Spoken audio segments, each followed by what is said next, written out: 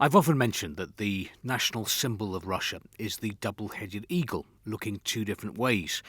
Perhaps that's why in today's Russian papers, like Komsomolskaya Pravda, you can find Christmas trees and Oreshnik and Iskander missiles. In the military paper, Red Star, the Russian defence minister and a tree, and just below, Russia's war in Ukraine. A special edition of Nezavisima Gazeta today, a look back at 2024.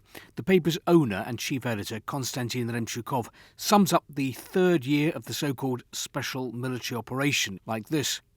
What has strengthened is Vladimir Putin's certainty that he was right in February 2022 to begin, through military action, the process of separating from the West. The whole system of values on which our lives rested since the 1990s has changed.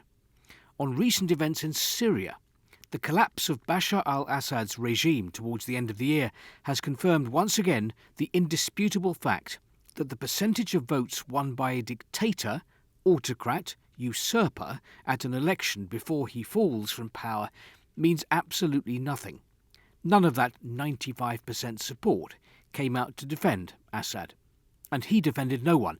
He got on a plane and flew away.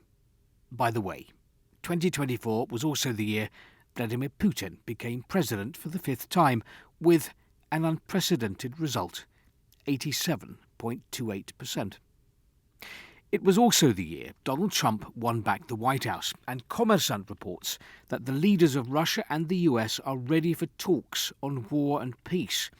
The paper wonders whether Donald Trump will manage to avoid the situation that developed in his first term, when bombastic statements about his readiness for dialogue with Moscow had the opposite effect, after Mr. Trump was forced to give in to pressure from the Democrat and Republican establishment that didn't want to normalise relations with Russia.